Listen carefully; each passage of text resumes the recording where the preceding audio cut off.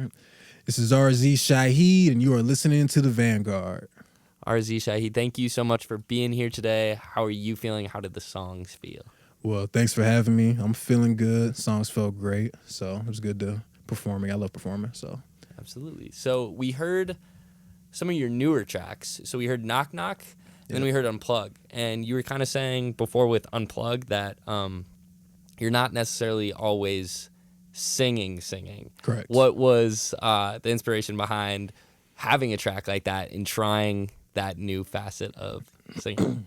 Truthfully speaking, I'm a R&B head at heart. Right. So I would say, like, I listen to a lot more R&B than I do anything else, and I always like to sing. And I think a big part of it for me was just, like, getting comfortable and, like, learning my singing voice. So, like, that was almost like my experimental song, damn near. Yeah, where I did, like, more so, like, singing throughout the verse, saying in the hook, and then I have, like, one other song where it's, like, Settle Up, where I'm, like, singing my, like, background vocals. But I'm definitely trying to develop my voice more and dive into that because I love R&B and just, like, singing in general outside of just rap.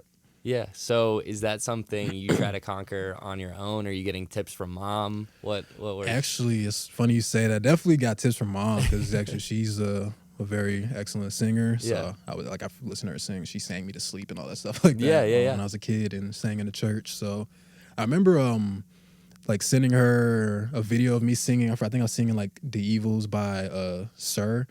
And I remember she was like, yeah, you know, you're doing good. I could tell you were nervous at first, but like once you got more comfortable, it started to sound a little better. So she's definitely been giving me tips. I think some other singers I like have talked to just taught me to speak and sing through your diaphragm, stuff like that, through the stomach. So yeah, I've been learning a little bit, doing my own studies. Yeah. And a whole bunch of trial and error. So right.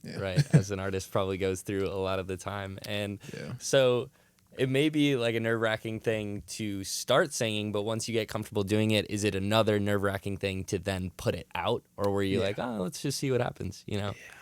Yeah, it is. Honestly, it's like that with any song in general. So it's like, all right, it's like, I can like it, love it, be excited to put it out. And then it's like, all right, the day is about to come out. You're like, oh, snap, what's about to happen? All right, what they saying? Yeah. But yeah, this one, I would say it was a little more nerve-wracking just because it was like, outside of what people are probably typically used to me doing. Like I rarely to never sing like that. I'm a rapidy rap person. So it was definitely a different experience. But people liked it. With this one, I would say like a lot of times too with music, I typically try to send like trustworthy people. Like I'll send them music early or send them like a demo or something just to get like, how does it sound or anything I could do better, you know, things like that. So the feedback I got from the song prior to putting it out was great. So I was glad that, you know, people were liking it when I did put it out too. So that kind of helped make me feel a little bit more comfortable putting it out. So I'm all right, cool. So it's not just me thinking it's cool. Yeah, right. I know you're big on constructive criticism too. Even if someone doesn't like it, well, that's something you could potentially learn from or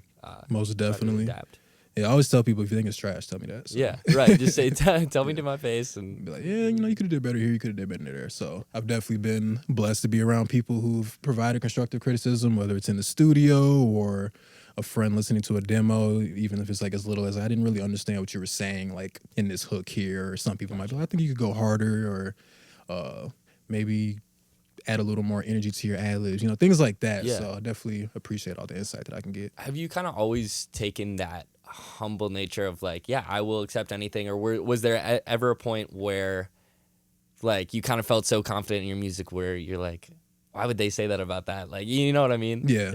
I would say honestly, I'm always pretty open to hearing what anybody has to say to me. I definitely have those moments. It's either up to me if I listen or not. So sometimes I'm like, you know, and I'm like, whatever, I like this. So I'll keep going with it. But honestly, I think all my life I've always just been open to learning in general and just in all aspects of life. So I brought that into my creative world as well because I'm one man with one brain, so it's like it's not just for me. So definitely some people might hear things that I don't hear, the same way I might hear things that they don't hear. So I'm definitely always been open to other people's ears and opinions. Yeah. So then tell me about Warrior, that last track we heard. You said that's one people have wanted. You've been sitting on it for a while. When did you make it? What was the inspiration behind that track? That's a good question. When did I make Warrior? That's a good question. It wasn't this year. Okay. It may not have been last year. Oh wow! Actually, it might have been last year. Actually, Okay. take that back. I think Year it and a was half. like last. We're in 2023. Yeah, time's flying. I think I made it like last spring or summer or something around there, maybe around there. But yeah, like Warrior's similar with like Knock Knock too. Like Warrior's not out yet, but I kind of did the same thing with Knock Knock. So I had that song done for a while, and I was performing it at open mics Sure, and a lot of promotion. yeah, kind of like behind it. just sending it to people, letting them know. Think I would perform it at all my shows. Hey, it's an unreleased song, so Yeah. I would do that just to kind of get like a feeler, like how the vibes feel. Do people rock with it? Okay, cool, and then just practicing performing it. So similar with Warrior, just the thing. I made it last year, and I think part of my issue too as like an artist, like promoting myself, is like I like overthink my promotion process or how I want to put out content and Yeah. how I want to drop this, when I want to drop it. So I think that's where like the delay comes in. Like a lot of times I just be sitting on stuff because I'm like a perfectionist in that aspect. But I've been sitting on this since I want to say at least spring summer of 2022. So doing a little more tweaks to it. But yeah, I performed this at a couple open mics, and then I usually like add it to whatever like slots I have on the show. Yeah. And then I recently performed this actually with a live band at the Cherry Cherry Pit. Pit show. Yeah. So yeah, it was dope doing that.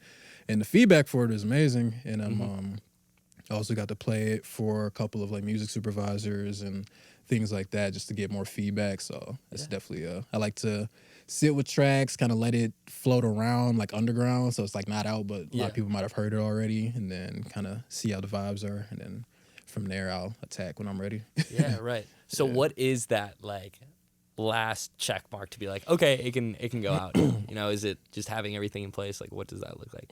Honestly, I would say having everything in place for sure. Definitely just getting down to like the final like mix and master of the song. I try to have like my clean edits ready and have like my performance edits ready as well, because I don't perform over my vocals. So like to have a few different tracks for it to be prepped, and then from there it's kind of going on to like figuring out where does this fit. So like what kind of music, what kind of vibe does this have when it comes to like trying to pitch it to people and things like that. Then it's like, all right, cover art, cool. All right, what do I want to do for the cover art? So the last piece, it honestly varies, because like sometimes a song will be done, mixed, mastered, all that, and now I just need cover art and a release date and like some video promo. And then sometimes I might have the content ready first, and then I'm like, all right, I gotta master this track and then prep that and then go from there. But I would say when I get to the point where I'm like excited, like, okay, yeah, I want this. I want to actually like be able to listen to this on my Spotify and not my private SoundCloud. Then that's when I'm like, all right, I should probably drop this. Gotcha. Has there ever been a song that's kind of expedited this process and like kind of skipped the promotion element of it just because you like it so much and you just want it out? That's a good question. Actually, I think nope, I didn't do that last year. That's a lie. I was gonna say I dropped the EP, but I think I'm trying to think, is there a song like that? That's a good question. No, maybe not. So it's usually this kind of calm and collected. Yeah, I would say there's probably songs where it's like, it's dope, I'm ready, like I like love this song. But me, being who I am, I like to like try to release things properly per se. So it's like I like to have fun with the rollout, whether it's doing like a photo shoot or shooting like a visualizer. So I've definitely had like those songs where it's like as soon as I made it, like, yeah, but okay, I fuck with this one. So like my Settle Up interlude song, I remember I recorded that and I was like, I felt like super passionate about it. I was like, wow, okay, I really like this. And then got that done like maybe within like a week when it comes to like the mix and master. And then I like prepped that as a part of a little EP I dropped. So yeah. So even when it's like maybe a faster process, there's still very much so a process behind it, and an idea and a vision. For sure. I'm trying to get better at that. I think for me, I think I probably do that. Probably try to like release things more so like on like a SoundCloud tip for like maybe like a mixtape type thing or loosies or things that may not make it to like my projects to put stuff out there. Because honestly, I'm sitting on a lot of music that I'm sure has yet to like see the light of day. So a big part of me like wants to get better at. I think I said that earlier. I was like, yeah, I'm working on it. Where it's like sitting on Unplugged since 2021. Finally got it like finished in like 2022 and then released it. But I definitely want to get to that point where it's like, all right, got a song here. I really like this. All right, you know what? Let's put it out. Yeah. So I want to get to that point. But I think a lot of times I find myself like overthinking. Like, all right, maybe, okay, I need to, who can I pitch it to? And all right, how can I market this? What kind of content can I do? You know, all those things that go in my head because I don't want it to like be here, then like, all right, everybody forgot about it tomorrow, Right. you know. No. So The yeah. perfectionist brain kind of kicks in there. Yeah, I'm working curious. on it. Yeah, it's all a part of the process. I'm curious. Yeah. Was that Cherry Pit performance the first time you had performed with a live band? Yep. How did that go? How did that feel?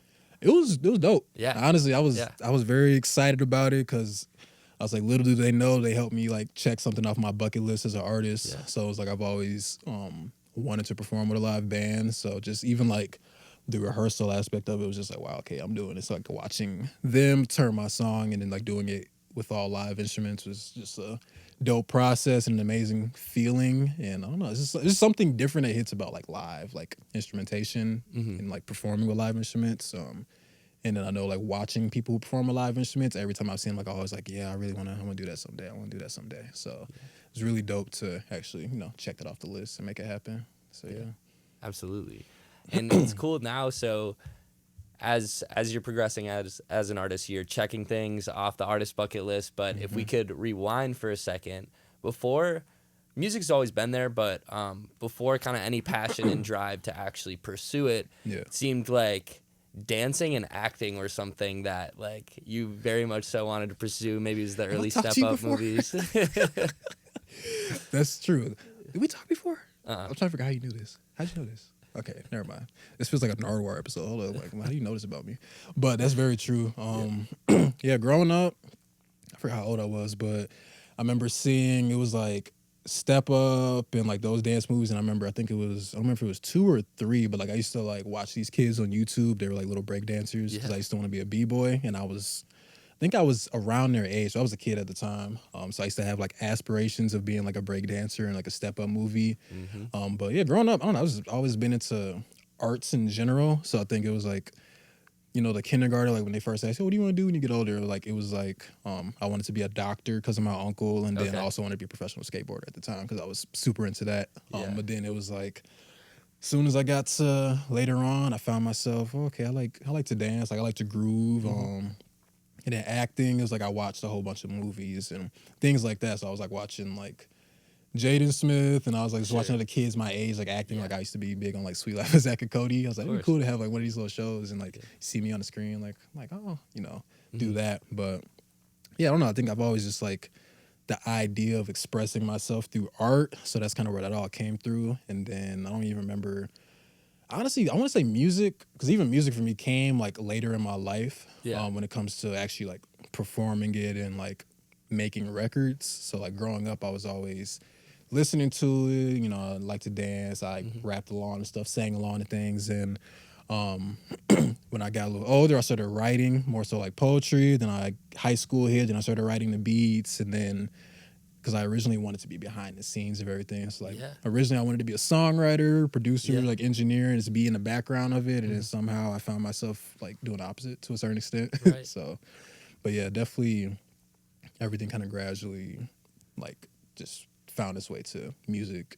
So I'm trying to figure out how I even got into that dancing. So I wanted to do everything when I was younger. To be honest with you. Like I said, skateboarding, dancing, acting. Like I like to explore my curiosities. And so there's some, obviously, from a young age, some big aspirations that are starting to come to fruition too. And that's not to say the dancing part isn't dead either. You know, you could have a performance and bust something out, right? Honestly, it might happen.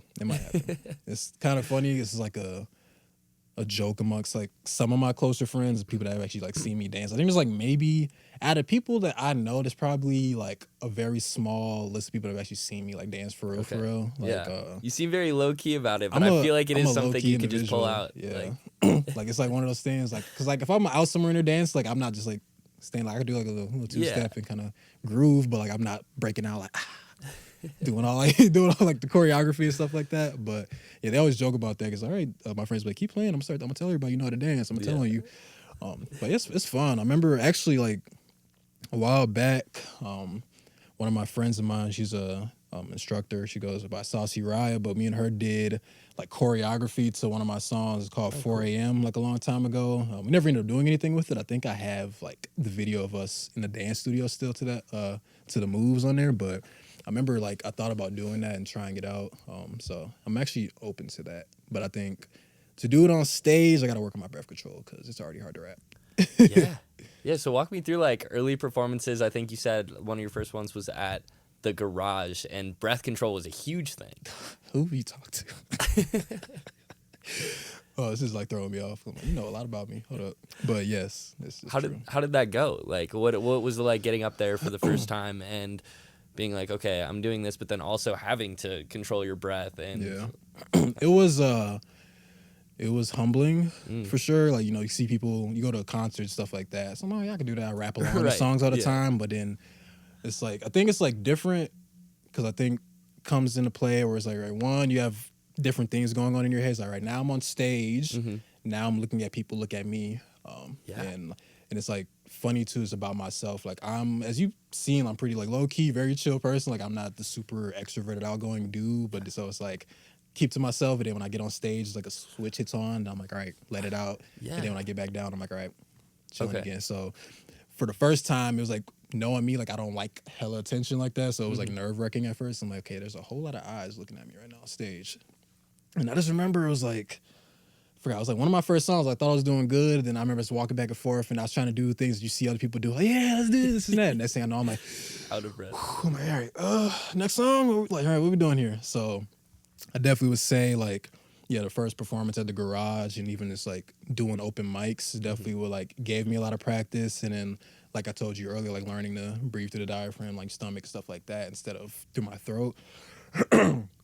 Practicing, I went on YouTube and was just looking up like to watch my favorite artists perform. I think like at the time I was just looking up like RZ Shahid performances and looking up like Kendrick Lamar performances, things like that. And then also learning like not to perform over my background vocals when it comes to that, because that's a very like that's frowned upon in the hip hop scene. Sort of like a crutch a little bit. Yeah. Yeah, like because some people do it. Like I understand for some people that have like more of like the hype shit, where they like jump around, let people do it. But I know me is like I keep like my chorus and hook in there. People can sing along and I can sing with that, but then like keep the verses blank. And from like first performances up till then, it was like learning breath control was a big key, because I was like, all right, let me get back in the gym and let me like, that's when I started like actually like practicing. And even like doing that, it like led me to even like when I record songs, like I don't feel good about it if I can't go through my whole verse in like one take. Like if I have to punch in, I don't feel comfortable about it, because in the back of my mind, it's like if I can't do this standing right here, I probably won't be able to do this while I'm performing. So just doing stuff like that, just practicing. The development was kind of weird. Like I went from being like, oh, I'm on stage to now I'm like, all right, hey, what's up, y'all? We out here. Yeah. So I'm curious about that too, because you were talking about for the longest time wanting to kind of be a behind the scenes person, and then getting on stage and like, is it as easy as just flipping a switch? Are you putting on a persona? Are you like, what are you conjuring as a laid back person to have that stage presence? That's a good question. I don't know if I put on a persona. Like honestly, like I know like despite how it may appear, because I know like most people might assume if you're like a quiet person, you're insecure or you're not as confident, but I'm pretty confident within myself. So it's not like I get up there and I have to like put on this like alter ego per se. Because even like when I'm on stage, like I'm still me. Like I'm a goofy dude. Like I like to crack jokes and have fun. Like I was just saying a little shit here earlier, just like little stupid stuff. Yeah. So I do that on stage a lot just to interact with people. Hey y'all, you know, just cracking my little jokes, get a couple laughs out there. So I'm still me. I think at first it was different just because it's like one thing to be talking, like just standing with a group of people talking and everybody's there, versus like you're the one person here and everybody's looking at you. So that was like the one thing I had to kind of breaking the wall. Like get used to for sure. Yeah. And then just like even that, like certain tips as to where to look at people. Like maybe you're not always looking directly in the eyes, but look at somebody's nose or look at their hat or something like that. But they think you're looking, you know, whatever. Yeah. Things like that. But I don't know. I wouldn't say I put on like a switch. I think the only thing that might change for me is like I'm probably like higher energy now, because same thing like we're making music. Like that's when I have my expression. I'm kind of just letting all that out. So it's almost like I'm real chill, cool in my energy. Then when I get on stage, it's like, all right, I open the jar, let it out, and then when I get back, we're cool again. So it's kind of how that is. Because even like talking to people that see me on stage is kind of funny. I think everybody I know said that, like from family to friends, because everybody knows me as the chill dude or whatever. So like when they find out I'm performing or when people making like music, they're like, huh? And like get on stage, like, who is this? Like, because I'm just like, doing all that. So then when I get back, I'm like, what's up? Right, So right. I wouldn't say it's like having to change anything. I definitely, to this day, every time I'm about to perform, I get like those pre-show jitters. I'm Sure. like, all right, cool, all right, get up here looking at everybody. But otherwise, I'm not really uncomfortable. I think it was just, for me, I think what I had to develop was learning how to like talk to people in the midst between songs and stuff. So it's not just like quietly people looking at me and I'm like, all right, guys, hey, thanks for listening. Yeah. So yeah. it's like, from there, it was just learning how to do more crowd interaction. And then I think also part of it too, speaking of confident, I think it was getting more confident with knowing that people rock with me as well. So it's like even just like getting them to put their hands up. Like for a while I wasn't doing that just because I was like, I don't know if they're looking at me, and like I didn't want to look dumb, but put your hands up. And there's like one dude like, so it was like after a while, I think just from performing, it took time to grow into that to like fully get to where I'm at. But I think with me, it's like I'm probably more confident because I know my song, so I know my lyrics. So if anything, as long as I can perform the song very well and like give y'all that, then I'm good. And that's like where I feel safe, just because like I know my song, so I know how to do this. And it's not like I get nerve-wracked if somebody's like in front of me to perform. So I don't know if that answers your question. Yeah, but. no, 100%. Is that all going to translate to when you're in the freezing cold on a frozen lake? Yeah, it is. That was interesting. You know? It's definitely interesting. That was a little different though, because now I'm like this last year was a little better. I don't know if I moved this, my bad. But this last year was a little better. Because we weren't on the frozen lake this year. We ended up it was like planned beach, because I think at the time when they first were starting it, it was a little more warmer than they expected it to. But okay. I remember, I think it was last year, I had like one glove on, and so I could like hold my mic, and then I had like one glove off so I can like mess with the music, but it was just like freezing. Yeah. So I remember like performing. Yeah, that was different because I had to like, that was where like breath control and just like learning how to breathe in general like really helped me a lot, because like it was really cold. So I was trying to like avoid going like doing that on stage. Right, like, hey, right, yeah. You know, like teeth chattering and stuff like that. But yeah, no, it's still cool, because it's like with that one, it's like one moment I might have like a whole bunch of people standing in front of me, and another moment I might have like two people standing in front of me, because people were just kind of like walking through the festival the whole time. So. Yeah, and for context, this was at the ice shanties. Is that what it's called? The art shanties. Art shanties. Yeah. Okay. It is on ice, but yeah, the art shanties, art shanty festival, or they call it the art shanty projects. So it's pretty cool. Yeah, absolutely. And I kind of wanted to learn more about your writing process when it comes to music, because even before the music came, you were writing poems, as you said, just kind of writing in general. And I'm curious just what stays written and what comes into the music, because you have vulnerability through your music. Is anything that is written, is that then probably translated into music, or does stuff stay written, and why would it stay written versus? I would say most of it typically does translate into music for the most part. I mean, some things might not, just because I might write it as like a poem or something, or I might just like be journaling or something like that. Yeah. But even with that, sometimes I might pull like a few lines from there, or like it's like something out of that relates to what I'm working on in the current moment, or is providing that same feeling or explaining like that same thought process or idea. But honestly, for the most part, everything I like write when it comes to like trying to make music or things like that, I typically try to get it in a song, and if it doesn't make it to a song, then it was either I didn't think it was good enough for it, and it was more just like I can just consider it a lyrical exercise, versus some things it's like, I think what makes it to a song is if I catch myself like listening to it in my head, I'm like, okay, I like the flow of this, and I like how that sounds, or I think it would sound like really dope musically, versus some things that might have good words that come along with it, but it might not necessarily flow together like that, so it might work better as just like something to read and be more thought-provoking. Do you ever like to separate them and keep stuff as just a poem and leave it at that? Yeah. Yeah, I definitely my notes app is crazy. I definitely got like notes full of just like poems, and I got like my notebook just full of stuff that I've written down as well that, never made it to a track. So, and I kind of just sit there, and some of it, like a lot of that's just more of like I said, like a lyrical exercise, and just kind of like releasing whatever is on my mind at that moment. And then sometimes, well, that's cool, good, glad I got that out, and then jump to a track for real. Yeah. and go from there. So that expression through art is very evident through all the many hats that you wear within kind of the broader sense of just art in general. But that expression, it seems like it can be kind of hard to translate to the social media realm. And I kind of have that same kind of conflict. And I feel like that's really tough as an artist, and social media, it feels like nowadays they need to go hand in hand. But I know you're not a huge fan of social media. How's that battle been for you? Yeah. That's how it's been. It's been an interesting battle because it's like weird. I have like a love-hate relationship with social media. So like even with that, kind of like I was telling you earlier, when it's like I have a song, it's like, all right, cool, I got that. Now I got to figure out like what can I do online for it. All right, the rollout. And I want to do more. And for me, I think part of me be like, I'm like overthinking sometimes too. Like I want to do more than just be like, hey guys, it's out, cool, go listen to my song, blah blah blah blah, things like that. Or have like my cover art with just the music in the background. So I try to like find different ways to do it the way I want to do it. I like to have fun with it. So like the thing is, it's funny though, I like to create content in the sense of like I like making videos and like doing creative things like that, but I don't necessarily like to ask. It's like I don't know if it's like a thing in my brain or it's like, are you doing this for TikTok now? So fuck it. But it's like I don't know. It's like weird for me to like put my phone down. But hey guys, all right, look, this is this and that. Right. Check out my new song. Yeah.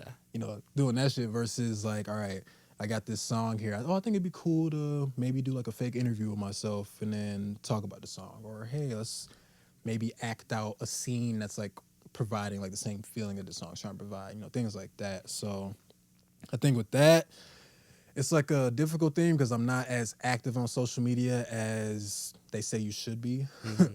But I feel like when I am on there, like I feel like I put out good content. It's just not as often as I probably should be. Because I feel like I've gotten like a lot of compliments on like just rolling out stuff before too. Oh, like cool. like the fake interview thing I was talking about when I dropped my project in like 2020. Yeah, damn. Yeah, when I dropped my project in like 2020, I did like a similar thing to like those Genius like interviews. With the yellow. I did see that. I had that, and we were like, all right, yeah, I'm gonna shout out blah blah blah blah. Yeah. You know, things like that, and that was cool. People rock with that. So I kind of want to dive more into doing more things like that, or just kind of trying to step outside the box, have fun with like promoting my music. So I don't know. It's a weird balance. I think my issue is trying to keep up per se, but also like not just do what everybody else is doing either. So that's where I have an issue with that. Cause like, all right, well that worked for them, cool. All right, you got to be on here, post 2-3 times a day. All you gotta do is set up your camera right there. And I'm like, well, that's cool, but like, it's not me. So I don't know. That's where like that weird balance is. So I think sometimes I gotta just like get over that and just do it and like get over myself and like accept that compromise. But it's hard. No, for sure. Well, one thing I've seen you do that I haven't seen or at least heard a lot of artists talk about is utilizing LinkedIn.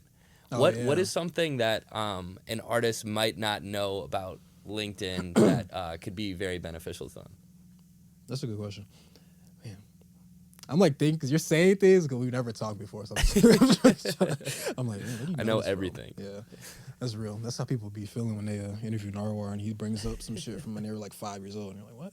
But back to that. So LinkedIn, I forgot even how I even got like put onto that for as an artist. I forgot. I think I might have just been, I forgot who I talked to or what I just looked up. But long story short, with that is like LinkedIn is, it's a professional place, but you can still go in there and post your art. Like I go on there, and I'm like, hey guys, just dropped this song, have like a snippet of that. Or if I did a photo shoot, hey, did this photo shoot, check this out.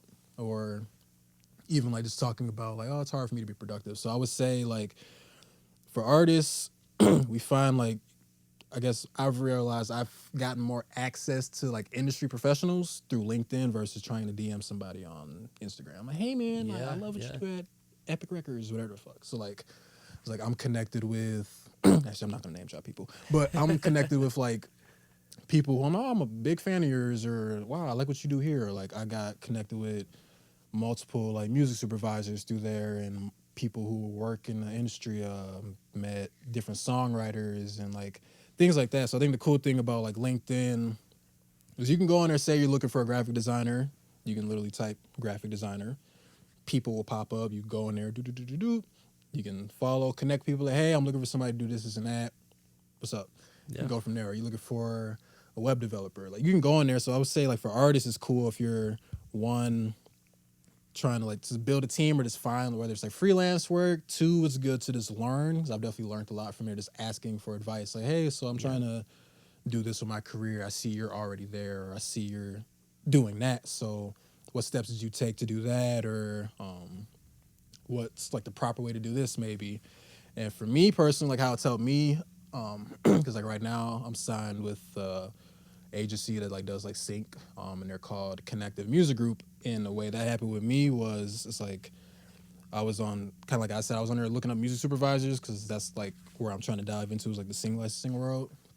I pretty much did that, and I did just like cold messaging people. Yeah. So I would say for like artists going on there, don't just spam people. So like find people that you're interested in working with, like learn about them. Because I think like the way I got into there is like I reached out to her and I didn't say anything like about music really until like towards the end of my message, because she had like a website, and it was at like the bottom of the website. She had like a comedy stand-up thing that she did from like a long time ago. So I think like the subject of my email was like, so ... I saw your comedy stand-up or some shit like that. Yeah. And then went from there, and then asked if I could add her to like my mailing list, and I sent the song. I think it was Broken Dreams actually. I sent that song out early and she liked it, and then she connected me with somebody she worked with in that field, like the CEO, and then from there it was like they connected with me on LinkedIn, email, phone number swap, got a Zoom call, and hey, you want to do this? Cool, signed, and then went from there. So, and even that is like I've found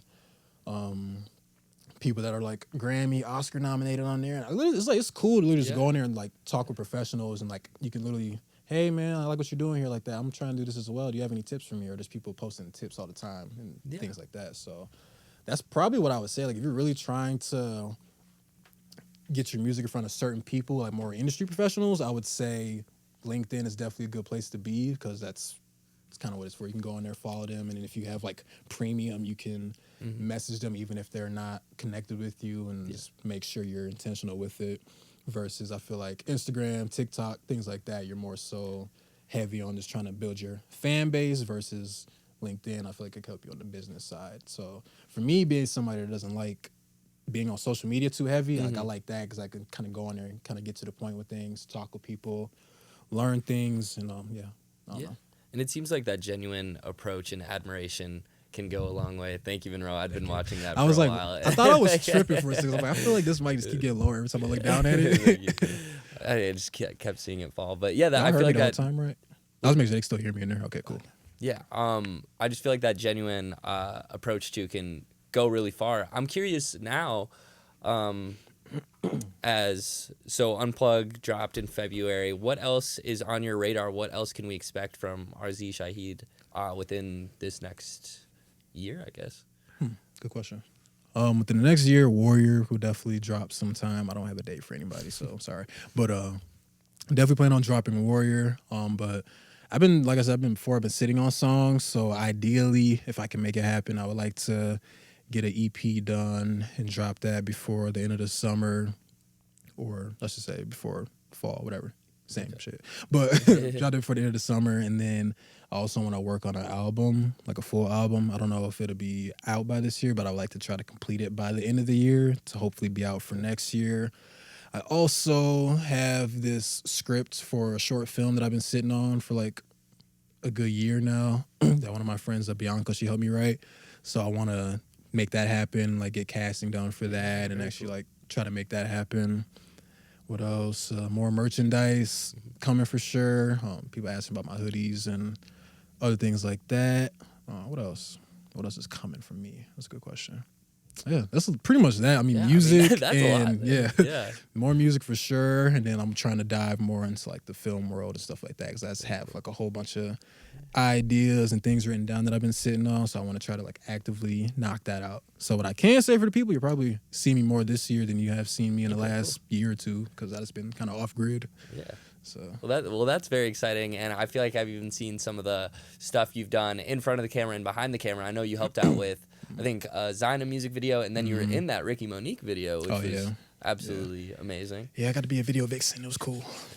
I was Yeah. like, yeah. But yeah, no, it's cool. Actually, I enjoy being behind the camera too. Like it's definitely a different experience. I got so used to being in front, trying to like shoot music videos and things like that. So I think I've definitely like grown, found like new respect for like videographers, editors, photographers, and stuff like that. Just like knowing what all goes into it, from the lighting to getting the mics around you, making sure you're setting it up right. Who's in the shot? Who's not in the shot? Hey, can you get water? You know, just things like that. So it was cool. My friend Connor, who runs Driven Dreams Media, I've done like a lot of PA work for like stuff that he's working on. And yeah, I think we did the design run-in video, so that was cool. I think we got like an Airbnb. I forgot, we're in I think we're in North Dakota. Yeah. Out there for I forgot how many days we were out there, but it was a cool experience. So, I mean, it's a beautiful music video too. So yes, indeed. Very well done. Well, RZ Shahid, a man that wears many hats. I'll say that, whether it's AOX clothing, your music, your writing, behind the camera, in front of the camera. Thank you so much for being here today. Any words of wisdom, any lasting words to leave us off with today? Well, for one, thanks for having me. My wisdom for everybody, I always say, be water. That's one of my favorite little mantras, is be water, you know. Flow with the universe. Honestly, do whatever it is you want to do. I mean, life is short, so that's kind of what I try to tell everybody. Live as if you're not promised tomorrow, because nobody is. So I try to move as within the ideas. If I were to not be here tomorrow, would I be okay with like the effort that I put in within my life within the last day, or just my life in general? So definitely say, pursue your dreams. Don't let nobody tell you can't do what you want to do, as corny as that might sound, but it's real. So yeah. Wise words indeed. And stay tuned, everybody. Yeah, absolutely. Thank you so much. Thank you. Cool.